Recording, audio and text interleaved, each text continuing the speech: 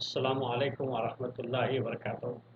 پیارے دوستوں، آج آپ کے سامنے ایک اہم موضوع پر گفتگو کروں گا جس کا عنوان ہے کرونا، چور، لیڈر، ترقی اور ہم مسلمان۔ یہ آج کل کے حالات پر مبنی ہے اور یہ ہندوستان کے مسلمان کے پرسپیکٹو سے بات کر رہا ہوں، اور اس میں میرے شہر کا پس منظر ہے۔ دوست، بات یہ ہے کہ میرے اکثر دوست سوال کرتے ہیں کہ آگے کیا ہوگا، مسلمان کیا کریں گے، ان کا فیوچر کیا ہوگا، مسلمان بچھڑتے جا رہے ہیں، ترقی کیسے کریں گے، اسلام اور مسلمانوں کا کیا ہوگا، کیا بنے گا۔ میں کہتا ہوں، او یار، چپ جاؤ بندو، صبر کرو، اپنا منہ بند کرو، ایک جا بیٹھو اور غور و فکر کرو، سوال کرو کب، کیوں، کیسے ہم یہاں آ گئے، کہاں، کب، کیوں اور کیسے ہمیں جانا ہے، اور خدا کا خوف کرو اور یہ یقین رکھو اسلام اور مسلمانوں کو کچھ نہیں ہوگا، نہ خطرہ ہے، اسلام اور مسلمان کو کوئی خطرہ نہیں ہے۔ ہم سے زیادہ لوگ رشیا میں تکلیف اٹھائے ہیں، 1-2 سال نہیں، 70 سال تک، جہاں قرآن پڑھنے پر پابندی تھی، نماز پڑھنے پر پابندی تھی، گھر میں بھی نماز اور قرآن نہیں پڑھ سکتے تھے۔ جب رشیا آزاد ہوا اور آج وہاں اسلام بھی ہے اور مسلمان بھی ہے، وہاں لوگ ظلم اور استبداد کے بعد بھی دین پر قائم رہے۔ کوئی لیڈر نہیں تھا دین کو بچانے کے لیے۔ آپ کو ابھی صرف یہ کرنا ہے، اسلام کی تعلیم حاصل کرنا ہے، اپنے بچوں کو بھی تعلیم دلانا ہے اور اس پر عمل کرنا ہے۔ اس بات کا ہر مسلمان کو حلف لینا چاہیے، عہد کرنا چاہیے، بس ہم کو یہی کرنا ہے۔ ہم مسلمان ہیں تو مسلمان بھی ہیں اور اسلام بھی ہے۔ اللہ تو سب کا محافظ ہے، ہم خود بھی اپنی حفاظت کریں اور اپنا خیال رکھیں۔ ایک لاٹھی بھی رکھیے تیل پلا کر، صرف ٹوپی، شیروانی اور داڑھی سے نہیں، بلکہ تقوی، عدل، اچھے اخلاق، کردار اور حسن سلوک سے اور ایمانداری کے ساتھ، ایسے معاملات کے ساتھ اور اپنی جان اور مال سے اپنے دین کی حفاظت کریں۔ دوسری بات، کرونا سے مسلمان بہت متاثر ہوئے ہیں، معاشی پسماندگی بڑھی ہے، دوسرے مسائل بھی بڑھے ہیں۔ آج ہر کوئی پوچھ رہا ہے ہمارے لیے ہاسپٹل کہاں ہیں، ہم کہاں علاج کروائیں۔ حیدرآباد سے دکھ بھری کہانیاں سننے میں آ رہی ہیں، بیٹے کے علاج پر کافی پیسہ خرچ ہو گیا اور جان نہ بچ سکی، تو ماں نے ہاسپٹل نہ جا کر گھر میں ہی دم توڑ دیا کہ خاندان پر اور مزید بوجھ نہ پڑے۔ کئی لوگوں نے علاج کی سہولیات اور پیسہ نہیں ہونے کی وجہ سے گھروں میں جان دے دی۔ پرانے شہر میں علاج کے لیے کوئی دواخانہ موجود نہ تھا، لوگ چیختے چلاتے رہے، اس طرح لوگوں کی جانیں جاتی رہی، کوئی مدد کرنے والا نہیں تھا۔ لوگوں نے علاج کے لیے سب کچھ اونے پونے دام پر بیچ ڈالا اور گروی رکھ دیا۔ اور میرے دوستوں، وہ عزیزان ملت اسلامیہ اور مسلم امہ، یہ درد بھری کہانیاں کس کی ہیں؟ یہ کس کا قصور ہے؟ وہ شہیدان ملت، وہ خلت ملت کہاں ہیں؟ یہ کس کا قصور ہے اور کیسے ہے؟ بتانے سے پہلے ایک بات آپ کو بتانا چاہتا ہوں۔ ہم کو سب سے پہلے جاننا چاہیے کہ قوموں کی ترقی کسے کہتے ہیں، اور وہ کیا امور اور عناصر ہیں جس پر کام کرنے سے قوموں کا عروج ہوتا ہے۔ قرآن میں بار بار کہا گیا، سوال کرو، غور کرو، سوچو، تدبر کرو، مشاہدہ کرو، سورج کس سمت سے نکلتا ہے، بارش کیسے ہوتی ہے، اناج کیسے پیدا ہوتا ہے۔ اللہ کے بنائے ہوئے قدرتی نظام پر غور و فکر کرو اور اپنے سے اور لوگوں سے سوال کرو تو خدا کے بندو سوال کرو۔ قرآن کہہ رہا ہے فکر کرنے۔ کیا آپ نے قرآن میں یہ الفاظ نہیں پڑھے؟ یفکرون، تدبرون، याक़िलून, میں بھی آپ سے کہتا ہوں سوال کرو، سوچو، غور کرو، کبھی اکیلے میں بیٹھو اور غور و فکر کیا کرو، سوال کرو جیسے کیا میں غریب ہوں؟ میں کیوں غریب ہوں؟ میں کیسے غریب ہوا؟ میں کہاں ہوں اور مجھے کہاں جانا ہے؟ کیسے جانا ہے اور مجھے کون لے جائے گا؟ میرے حالات کیسے اچھے ہوں گے اور بہتر ہو سکتے ہیں، اور کیسے بہتر ہو سکتے ہیں؟ اور ہر کام کرنے سے پہلے ایسے سوال کیا کرو کہ میں یہ کام کیوں کروں؟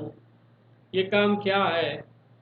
کیوں کرنا ہے؟ کیسے کرنا ہے؟ کب کرنا ہے؟ کون کرے گا؟ اور سوچنا یہ کام کرنے سے پہلے کیا حاصل ہوگا، اس کے نتائج کیا ہوں گے، اچھے ہوں گے یا برے ہوں گے۔ ہر کام کرنے سے پہلے تولو پھر کرو، جیسے کہتے ہیں بات کرنے سے پہلے تولو اور پھر بولو۔ اب ترقی کے ان عناصر اور کام پر بات کرتے ہیں۔ ایک دعا ہم مانگتے ہیں، اللہم انی اسألک علما نافعا، عملا متقبلا، رزقا حلالا طیبا واسعا وشفاء من کل داء۔ اس دعا میں ہم اللہ تعالیٰ سے سوال کرتے ہیں کہ ہم کو نفع والا علم دے، ہم کو اچھی پروفیشنل ٹریننگ دے، اور ہم کو اچھا حلال رزق اور کشادہ رزق یعنی خوشحال زندگی دے، اور ہم کو تمام بیماریوں سے شفا دے۔ آپ دعا مانگ رہے ہیں، اب سوال یہ اٹھتا ہے کیا نفع والی تعلیم اللہ سبحانہ و تعالیٰ دیں گے؟ کیا آپ کو پروفیشنل ٹریننگ اللہ تعالیٰ دیں گے؟ کیا آپ کو اچھا حلال رزق خوشحال زندگی کیا اللہ تعالیٰ دیں گے؟ کیا آپ کو اچھی صحت اور علاج اللہ تعالیٰ دیں گے؟ پھر کون دے گا؟ کیسے آپ حاصل کریں گے؟ کہاں سے حاصل کریں گے؟ کبھی آپ نے دعا مانگتے وقت سوچا ہے؟ کبھی غور کیا ہے؟ سوال کیا ہے؟ بے شک دے گا تو اللہ ہی ہے، لیکن محنت آپ کو کرنا پڑے گی۔ انتظام تو وہی کرے گا، لیکن کوشش خود آپ کو کرنی پڑے گی۔ یہ سب کے لیے آپ کو خود محنت کرنی ہوگی، جستجو کرنی ہوگی، کھوجنا ہوگا، طلب کرنا ہوگا۔ یہ گھر کے کمرے میں مصلی بچھا کر بیٹھنے سے، وظیفے پڑھنے سے تو حاصل نہیں ہوگا۔ میں اس دعا کو انشاءاللہ مکمل طور پر کبھی بیان کروں گا۔ ایک بات یاد رکھیں، اگر آپ اس دنیا میں کامیاب ہوتے ہیں تو آخرت میں کامیاب ہیں۔ دنیا کا کیا دھرا سب آخرت میں کام آئے گا۔ آئیے، آپ نے کبھی سوچا ہے کہ لوگ تعلیم کے لیے حکومت کو کیوں گالیاں دے رہے ہیں، یا کیوں حکومت کو گالیاں دیتے ہیں، یا یہ حکومت اسکول کیوں بنا رہی ہے؟ صحت و علاج کے لیے حکومت کو گالیاں کیوں دی جاتی ہیں؟ ہاسپٹل کے لیے حکومت کو گالی کیوں دی جاتی ہے؟ بے روزگاری کے لیے حکومت کو گالی، میڈیکل کالج کے لیے، انجینئرنگ کالج کے لیے حکومت کو گالی، روڈ کے لیے حکومت کو گالی، گارڈن کے لیے حکومتوں کو گالی، فضائی گندگی کے لیے، کچرے کے لیے، سب کے لیے ہم حکومت کو گالی دیتے ہیں۔ وہ کیوں؟ اس لیے کہ یہ کام حکومت کا ہے۔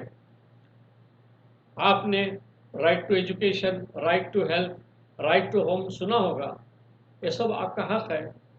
جو پڑھائی کے لیے اسکالرشپ دی جاتی ہے وہ اسکالرشپ نہیں ہے، بلکہ وہ رائٹ ٹو ایجوکیشن فنڈ ہے جو آپ کا حق ہے۔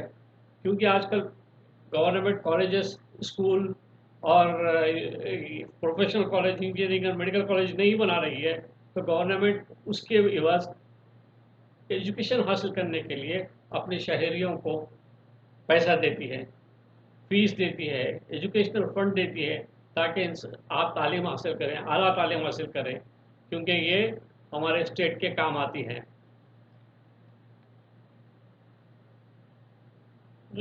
یہ چار عوامل، تعلیم، ٹریننگ، صحت، روزگار، رزق، یہ حکومت کی ذمہ داری ہے۔ اس لیے کہ کسی بھی ملک کی ترقی اور خوشحالی کے لیے گورنمنٹ کو یہی چار کام کرنے پڑتے ہیں: تعلیم، پروفیشنل تربیت، روزگار، رزق اور صحت اور انوائرمنٹ۔ تمام منسٹری اسی سے جڑی ہیں۔ ہاؤسنگ منسٹری کا کام ہے بہتر ہاؤسنگ فراہم کرے، یعنی رزق ایک مکمل زندگی ہے۔ رزق ایک مکمل زندگی ہے جس میں گھر بھی ایک عنصر ہے، یعنی ایسا روزگار فراہم کرے کہ ہر فرد کو خوشحال زندگی گزار سکے اور ایک اچھے محفوظ گھر میں رہ سکے، اور گھر ایک محفوظ مقام پر ہو اور ایک اچھی جگہ پہ ہو۔ یعنی آپ 4 چیزیں اللہ تعالیٰ سے مانگ رہے ہیں. اس کے لیے آپ کو خود محنت اور جستجو کرنی چاہیے، اور حکومت بھی اس سمت کام کر رہی ہے. حکومت بھی یہی چاروں عوامل پہ کام کرتی ہے. یہ سب صاف ہے اور دنیا کے ہر ملک کی اور فرد کی مینول میں ہے. آپ کو صاف پانی دینا حکومت کا کام ہے تاکہ آپ کی بہتر صحت رہے. یہ ذمہ داری حکومت کی ہے، اور یہ بات ہر لیڈر کو معلوم ہونی چاہیے، اور اس کے حصول کے لیے سب کی مشترکہ کوششیں ضروری ہے. آپ کو بھی محنت کرنا چاہیے. آپ کے دعا مانگنے سے اللہ تعالیٰ اچھی لیڈرشپ کو منتخب کر دے گا، لیکن اللہ تعالیٰ نے آپ کو عقل اور انٹیلیجنس دے کر اس کی ذمہ داری آپ کو بھی دی ہے تاکہ آپ اچھے لیڈر کا چناؤ کریں اور اچھے لیڈر کو منتخب کریں. جب میں نے کہا کہ ان سب کی ذمہ دار آپ ہیں، ایک تو خود اس کی جستجو اور مانگ نہیں کی، دوسرا آپ نے کبھی اپنی لیڈرشپ سے سوال نہیں کیا، نہ ڈیمانڈ کیا اور نہ ہی کبھی سوچا. ہو سکتا ہے کہ آپ کو اس کا علم نہ ہو. آپ نے تمام فیصلے جہالت سے کیے ہوں. اگر نہ کیے ہوتے تو یہ حالات نہ ہوتے. بابری مسجد چھوڑ دیجئے، مسلمانوں کے حقوق کے لیے کوشش کیجئے، مگر یہ اس سے زیادہ ضروری ہے کہ آپ ان چاروں عوامل پہ کام کریں.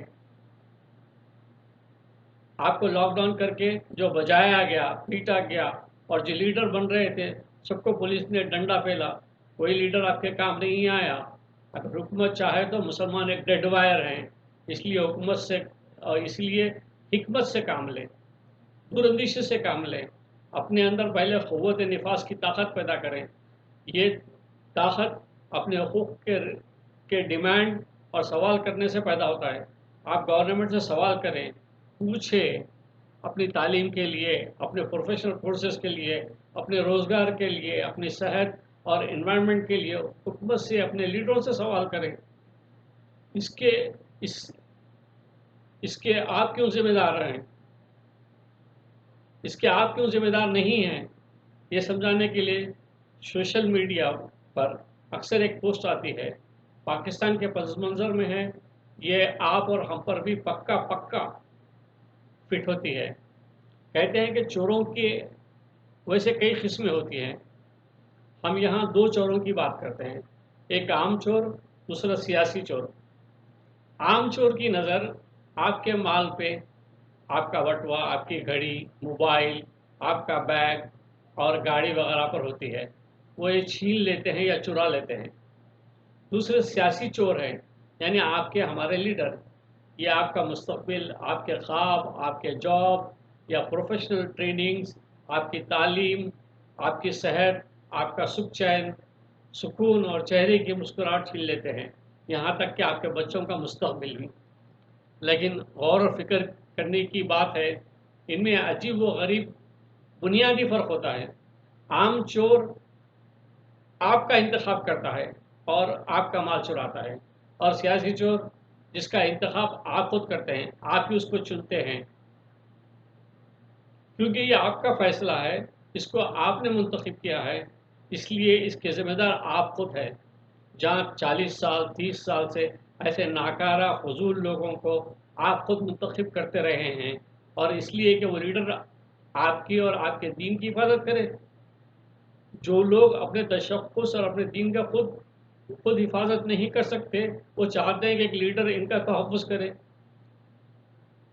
اس کا تحفظ، جیسے میں نے پہلے کہہ چکا ہوں، آپ ہی کر سکتے ہیں، کوئی لیڈر ویڈر نہیں کر سکتا. وہ ڈرا دھمکا کر، جاہل لوگوں کو خوفزدہ کر کے، چند سکے پھینک کر، کافی پکڑا کر، ٹھرا پلا کر ووٹ حاصل کرتا ہے. 30 سال کے بعد جب آپ مڑ کے دیکھتے ہیں تو آپ کے حلقوں میں نہ گورنمنٹ اسکول ہیں، نہ کالجز ہیں، نہ ہاسپٹلس ہیں، نہ روزگار کے مواقع ہیں، کچرا وافر ہے، بنیادی سہولیات غیر موجود ہیں. تو بھائی ترقی کس بات کی ہوئی ہے؟ ترقی کس بات کی ہے؟ پوچھنا چاہیے نا، سوال کرنا چاہیے نا، اور سوچنا چاہیے نا. اپنی بات ختم کرتے ہوئے آپ کو ایک مثال دیتا ہوں. اگر میں یہاں وزارت رسول خان صاحب کی 58 کالج کا ذکر کروں گا تو لوگ چراغ پا ہو جائیں گے کہ وہ دشمن پارٹی کے ہیں اور وہ بزنس مین ہیں. میں یہاں خادر علی خان صاحب کی مثال دیتا ہوں. آپ نے گورنمنٹ سے مل کر سیٹوین کا ادارہ قائم کیا تھا، جس سے ہزاروں اولڈ سٹی والوں کو فائدہ پہنچا اور روزگار ملا. آپ نے حیدرآباد کے شاہی خاندان سے مل کر اسرا ہاسپٹل کا قیام کیا، جو آج کل مجلس کے پاس ہے، اور درِ شہوار اسکول اور نرسنگ کالج کا قیام کیا، جس سے ہزاروں لوگ مستفید ہوئے. مکرم جا ITI کا قیام کیا، اور اس کے علاوہ درِ شہوار ہاسپٹل کا قائم کیا، جس سے لاکھوں لوگ مستفید ہوئے ہیں. اس کے علاوہ نوجوان وہاں ٹریننگ اور تجربہ حاصل کر کے میڈیکل فیلڈ میں گلف میں کام کیے اور کر رہے ہیں. اس سے کئی گھر سنور گئے، کئی گھروں کے جو ہے چولہے جل گئے. خادر علی خان صاحب کے ساتھ بہت سارے حیدرآباد کے کئی قابل شخص بھی شامل تھے، جن کی وجہ سے کچھ کام ہوا. لیکن انہی خادر علی خان صاحب کو ان جاہل ووٹروں نے جوتوں اور چپڑوں سے مارا. حیدرآباد کا کوئی ایسا شریف انسان نہیں ہے جو کام کرنے آگے بڑھا ہو اور جن کی دستار نہ اچھالی گئی ہو، جن کی ماں بہن نہ ایک کی گئی ہو. خادر علی خان صاحب اور لوگوں کو آپ لوگ جانتے نہیں ہیں، اور آج کل کے نوجوان تو جانتے بھی نہیں ہوں گے. کام دیکھنا ہو تو پڑوس کے MP کو دیکھ لیں، ملا ریڈی کا کام. اس سال ملا ریڈی یونیورسٹی بھی قائم ہو گئی ہے. دیکھیے اس نے اپنے لوگوں اور اپنے ایریا کو کہاں سے کہاں لے گیا. گوگل میں جا کے چیک کیجئے کتنے پروفیشنل کالجز، اسکول اور اب یونیورسٹی. ہاں، ہمارے پاس کچھ اچھے کام ہوا ہے، جیسے اولڈ سٹی بھوائی نگر یا اولڈ سٹی ٹولی چوکی میں کچھ پکے اور اچھے گھر بنے ہیں. اس میں گورنمنٹ کی کسی ہاؤسنگ اسکیم کا کوئی لینا دینا نہیں ہے. یہ سب لوگ اپنے خون پسینے کی کمائی سے بنائے ہیں. یہاں اپنی کمائی میں کچھ حصہ میونسپل کونسلرز کو بھی دیے ہوں گے. راجہ خالی باتوں سے، ڈائلاگوں سے نہیں چلے گا، نہیں چلے گا، کام نہیں چلے گا. راجہ کام کرنا ہوگا. آخر میں ایک شعر آپ لوگوں کے لیے. کیا کبھی آپ نے سوچا ہے مسلمانوں یہ، کیا کبھی آپ نے سوچا ہے مسلمانوں یہ، حیثیت آپ کی ووٹوں سے زیادہ کیا ہے. دوستو، میری باتیں کڑوی لگی ہوں گی، مگر ٹھنڈے دل سے غور و فکر کریں اور سنجیدگی سے سوال کریں کہ ہم کہاں آ گئے، ہم کو کہاں جانا ہے. Thank you very much. انشاءاللہ آپ لوگ میرے سبجیکٹس پہ غور و فکر کریں گے اور اپنے کامنٹ سے نوازیں گے اور لائک کریں گے. Thank you.